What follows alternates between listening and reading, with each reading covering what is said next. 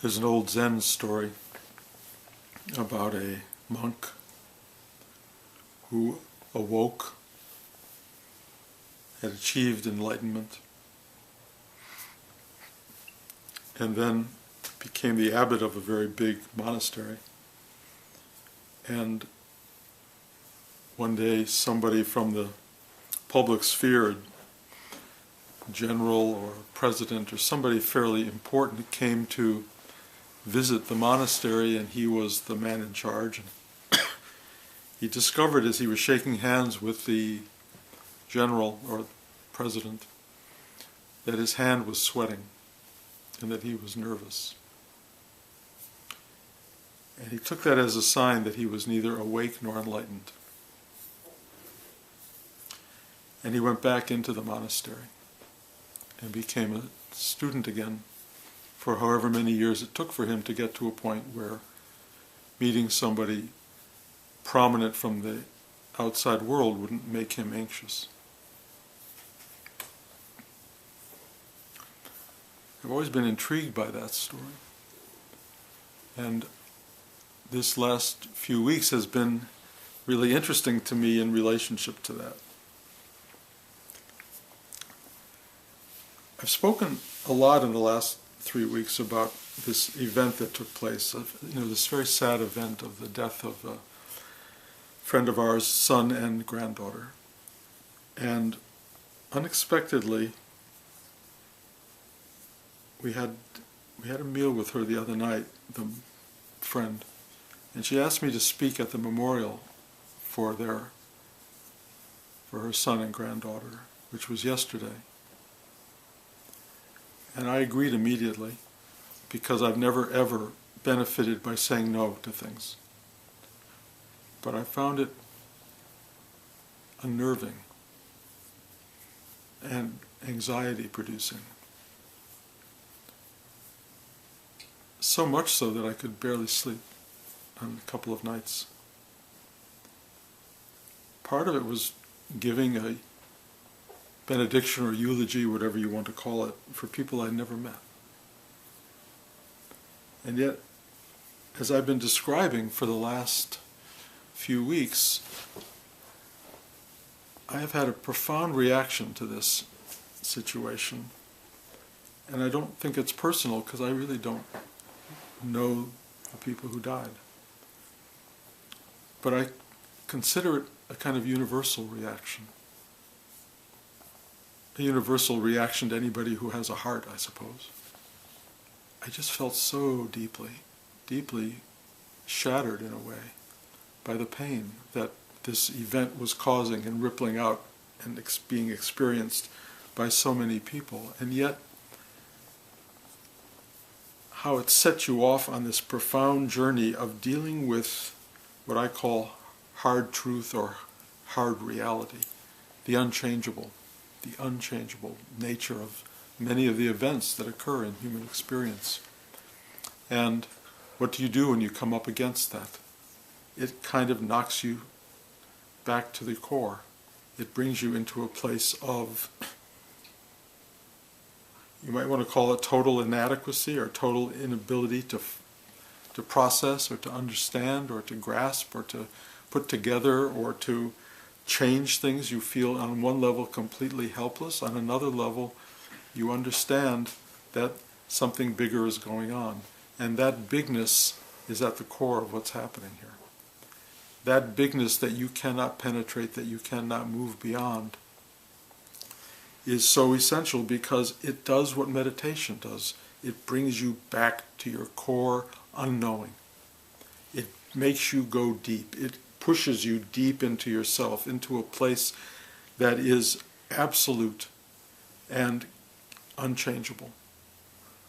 And another word that I love in somebody, not I, Jeff Foster, a wonderful exponent of non-duality, he calls it unbreakable, the unbreakable space. Everything that breaks in you is meant to break. And its primary purpose is to reveal that which cannot be broken, that which is endless, infinite, hard reality, hard truth. It destroys everything about you that is impermanent and illusory, and brings into your realm of awareness something absolute, total. The shattering of the ego mind that is going through that recognition is really painful. It's about as big a pain as human beings can have or endure. And when this event took place, I experienced a shattering that again was not Bruce. I mean, it's not personal. I don't know the people. But I was ripped apart, deeper than I've ever been ripped before for some reason, and unable to get past it. And I kept getting reduced more and more to a place of profound, poignant feeling of grief and sadness that was not about them, it was about all of us. It was about life. It was about what human life is, exceedingly, exquisitely sad loss.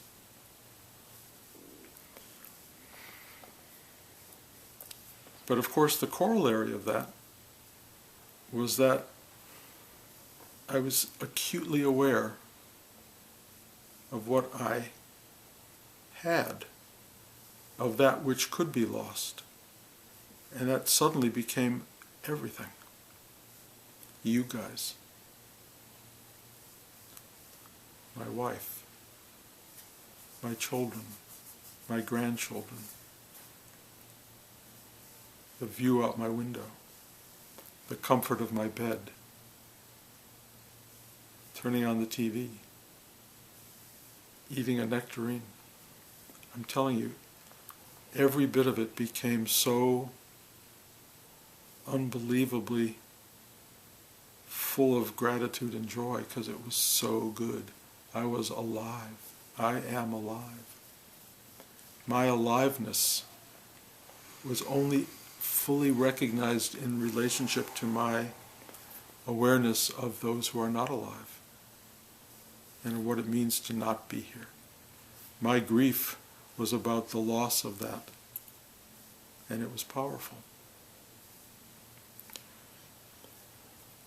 I wanted to figure out what I was going to say to this group of people I had never met, and there was going to be a lot of them, 500 more people, coming to this memorial. And I didn't know quite why I was speaking exactly or what my role was here, but I knew I couldn't betray the dynamic of what was taking place there. I didn't know what I was going to say, and I didn't have a big block of time to talk. It was really like 4 minutes, 5 minutes. And as all of you who listen to these talks know, I'm not easily limited to 4 or 5 minutes. I can go on for hours. And so I had to figure out, what am I going to say? And part of me said, well, just show up and something will come out. But I did not feel good about that, because I just didn't know what would come out. And I didn't know if it would be appropriate to the little children who would be there, and there were tons of cousins. This family, there were 5 children, and all of them had multiples of children and now great-grandchildren. So there were a lot of people there who were going to hear this, whatever had to be said. And I kept trying to figure out what could I do, and I kind of wanted to write it down, but I don't do that anymore. I don't write speeches. Occasionally I have when I've spoken at other funerals. I've written it all down. It was easier, but I couldn't figure out what I was going to write. And I didn't know what to do, and so I would go for these walks in the woods, which I do up here, which I love. And I just said, please help me find what to say. What can I say? And it was like programming myself, and I don't like to be programmed. I like to be more in the moment. But I knew I had to find the right words, the right sentiments, the right things to express. And so, as I would walk in the woods, these beautiful talks would arise. They were really beautiful. Of course, they were hour-long talks for everybody out there, and I didn't know what that was going to be. how I would deliver that. And then strangely, I would come home after the long walk, and I would forget everything that I had just heard. Everything that had come up was just gone. And I went to bed with such anxiety, that I wasn't going to be there for them. I wasn't going to find the right thing. And even the morning of the talk, I went for another walk, and again it completely arose and it just expressed itself. And then as we were driving to the memorial, I couldn't remember any of it. And again, so much anxiety. And the anxieties kept saying to me, Bruce, you need to go back into the monastery. You give up teaching. Go back into the monastery, and you've got to spend more years so your palms don't sweat. You've got to get to a point where you're free of these kinds of fears and concerns and anxieties. And that felt wrong to me. But I kept feeling that. And then we got there, and we saw all this church full of people, really. And I was very early in the game. And I did there what I used to do when I used to pitch movie ideas to executives to try to sell them on projects, which was I practiced as much as I could up until the drive there, and then on the drive there I let everything go. And whenever I would begin to present my material to people, I had to rely on it coming. It would speak itself. And it has always worked. I had a career based on that. And so I had to do that yesterday. I had to rely on it will know what to do. I'm glad I did the presentation in what can I say, the walks that I went on. I'm glad I did the preparation for this, because it really was helpful. It really did give a kind of focal point. But like I said, as I stood up in front of all these people, I had to let go of everything and let it happen. I have practice in that, and of course it happened. It happened. It spoke itself. I can't even tell you exactly what I did. I can tell you only this. I always start at the beginning. I always start at why I'm standing there, because Krista asked me to. I explained who I was and why I was there. They had wanted me to do a kind of benediction, but I didn't feel giving people a benediction was my role. So I just talked about how I was a meditator, and how meditation had taught me one thing, which was stillness, and how being still carried one into depths that one normally can't penetrate, and that in those depths is a kind of comfort and embrace that is worth finding. And I talked about stories. I said I'm a storyteller. I wrote movies about dying. And in my movies, there was, particularly in the movie Ghost, there was a belief expressed that we continue beyond the mortal realm, and that was very important for me to express. I told them a story about my aunt who was dying and drowning off the coast of Miami in the waves that sucked her under. And she described to me a peace that she experienced where she was going under the waves and couldn't get a breath. And she said it was so surprising to her. It was so deeply freeing. She said she never felt more embraced and comforted by anything than she did by that moment of giving up life. And then a lifeguard rescued her.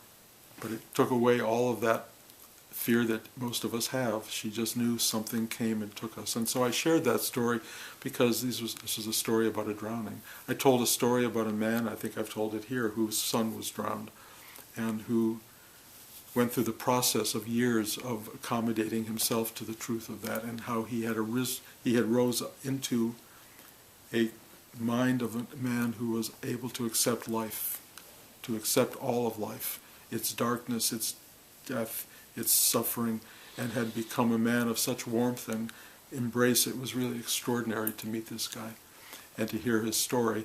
And I told about his father-in-law, who was responsible for this death, who could not get over the suffering, who could not get over it, who would go to the gravesite every day of his life. And this man said to his father-in-law, if you go one more time, don't come back to my house. tough love. You've got to get over your suffering. Your suffering does not do anything but bring a toxicity into the world that we're living in. You have to free yourself. That's the journey. That's the goal we're all on. So I told that story. And lastly, I told the story that was my Hollywood version of what took place, which was a man watching his little girl being swept away by a rogue wave off of the coast of Hawaii, and him standing there seeing this. And in that very moment, the power of love, the power of giving, the power of courage and selflessness that caused him to jump into the water and to go after her. And I tried to describe that moment cinematically, where she's floundering in the water and sees her daddy coming, and her daddy seeing the girl he loves, and the love that he feels so powerfully, and they're coming together, and the hope and the joy of the connection that they had in that one moment when they were finally united, and then another wave came and pulled them under. And I tried to explain the beauty, the emotional connection of that moment, what it meant to have that coming together, and what that comfort was when they would grasp each other for that one moment, and how one can live with that story because it's so beautiful, and that this man's courage was so exemplary, and so much what it means to be a human being, and why we honor those stories and honor him. And then I talked about happy endings. And happy endings, I said, I don't know. I can only tell you my idea of a happy ending for them is that as they went down into the depth of the ocean, and as the rapture of the deep came and embraced them the way they had embraced each other, they found an eternal life that we all seek and all will arrive at. But I said there has to be a happy ending for them, everyone who survived. What is your happy ending? And all I could talk about was the happy ending is we go on this journey into reality. We all go on this journey into reality, and at some point reality tells us it's unbreakable, that we are all connected. We are all profoundly connected to truth and what is unchangeable. That's the story I told. And it felt right, and it felt arrived at in a way. But here's the important thing for me. I really suffered coming up with that speech. I had so much I could talk about, so much I could say. And I didn't know how to focus it. I didn't know what to grab onto. I didn't know what pieces belonged in that talk.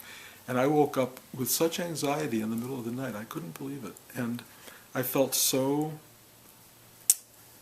unworthy of what I teach, unworthy of sitting here in front of you, because how can I teach this state of absolute surrender when I was so caught in this drama?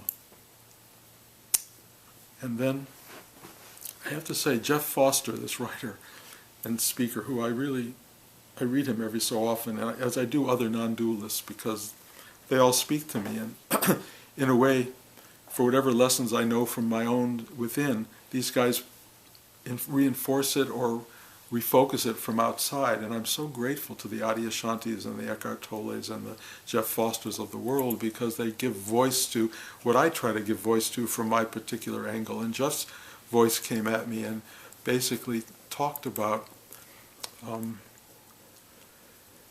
that being awake and enlightened does not free you from the human condition. Being awake and enlightened is the human condition. It is no longer a personal version of that, it is an impersonal version, but you experience the totality of all of this. And that what it takes to be awake and enlightened is absolute courage to live a life with that much feeling, that much connection, that much humanity. And I want to talk about that for a second, because what I'm trying to understand really is when that monk went back in the cave, or went into the monastery to meditate, to get away from the sweaty palms, and let's say he came out of that monastery without sweaty palms. Let's say he came out of the monastery in a place of such harmony and balance that nothing pulled him away from that state. So that the next time someone came to speak at his monastery, he didn't get nervous. Let's say, what happens when a mother that he knew loses the children that she has? What does he then feel? Nothing? Does he feel absolute stillness and detachment? Is that the goal of this work, to feel nothing? To be absolutely at peace with whatever happens? I think for many people who do this practice, yes, that is the goal. Free me from feeling. Free me from suffering. Bring me peace. Bring me endless equilibrium. Bring me the still joy of not having to care about the world. Bring me the thing that sees the world as a dream and not important and not meaningful. Bring me all of that stuff. That's why I want a spiritual life. I want to separate from the suffering of the world, the anxieties of the world. I get that. I get that. Yes, in a way you want that. But my experience is, unless this changes, and trust me, I'm trying to become a reporter on the front lines of my own transitions and my own growth, because I don't know what I am or what I have or what this is at all. I'm just telling you what it is as it unfolds. My sense of it as it unfolds is that at this moment in time, given a choice, I would rather be totally human than totally peaceful, totally still in a world of full dimensional reality. I love the stillness that I have inside me. I love it. I love that I can go deep into my spiritual being. I love that I can dive into a world that is vast and expansive and beyond anything we are understanding in our normal mindset. That I live a life that is so big and so universal. And I also love, and I know this sounds strange, that I suffer and that I care about people and that I was anxiety-ridden by wanting to learn to give the right words to people who needed them. I like that I love so much and that I love each of you so much. I love that. I love that I live cosmically, cosmologically, and egoistically. I love that somehow I am the totality of that. I don't understand it. None of us are going to understand it. But if you are here to get true clarity, where you will understand it, you will have a problem, because there is no you to understand. There is only you to be. There is only you, period. Understanding is a division of that. Understanding is a separation from the thing itself. It's incomprehensible truth. It's reality. And it reflects itself in every second of your life, including lying in bed awake in the middle of the night with anxiety. That is what it means to be. Accept it. Open to it. I did something really interesting, because I look for techniques and things that will help. And the night before the talk that I was really having a hard time, I took the teaching of my great new professor, Elijah Rubin, 2.5 years old. And Elijah has one line that absolutely breaks me open every time I hear it. And this is what it is. When he's crying, and I look at him and I said, "Are you sad? Are you sad?" And he goes, "No, me so happy." That's his line, "Me so happy." He lives with that line. He says it all the time. It comes out of nothing.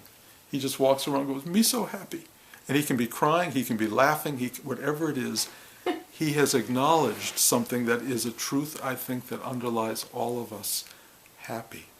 Happy is a funny idea. And for him it's really a little different than just being enjoying things. He's basically saying, I'm alive. I'm alive. And he's happy, grateful to be alive. I think that's kind of what I'm trying to get at. So, let me say, me so happy. And that if you are here seeking someone who has transcended happiness, who has transcended sadness, who doesn't experience grief, who doesn't know anxiety, then clearly you are with the wrong teacher. And I completely understand. I don't plan to go into a monastery and try to work deeper so that I can get to a place where I don't feel these things. I'm not on that journey. If that's what happens, okay, I'll let you know about it. If that happens to me in 5 years and I'm still sitting here, I will sit here and say, everything is fine, life is wonderful, life is beautiful. And maybe, I don't know, maybe that's what will occur. I don't think so. I just don't think so. I think I'm going to be more alive than I've ever been, ever. And when I leave this world, I'll be the most alive being that I've ever been. So, I don't know how that feels for you. I don't know if I'm selling you on staying around here, because I don't offer you freedom from pain and suffering and anxiety and the worry of life, but I do offer you a kind of doorway to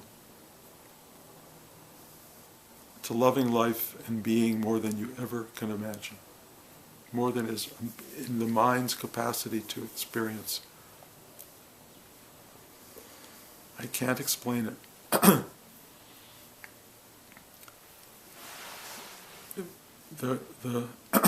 The truth of being, the reality of something that's happening to us every second of our life, every breath, every moment, that reality is so unperceived by most of us. And the beginning to perceive that, the opening of that perception, the expansion of that perception, the release into infinite awareness of being, that's what we're into. And that journey,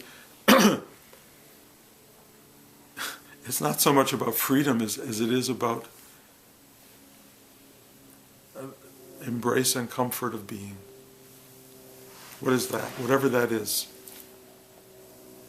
Comfort's a funny word because it doesn't mean that you don't suffer. It means that suffering is cocooned in something greater. It's not raw-edged and full of darkness. It's suffering in the middle of light. It's a very, very beautiful awareness that comes. And all you have to do is go yes. Or thank you. Or thy will be done. And that takes care of it.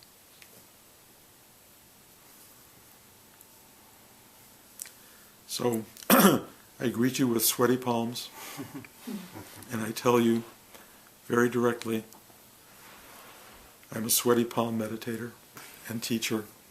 For better or for worse, that's what you got. If you don't want it, there are people whose hands are clean. Thank you. Any questions?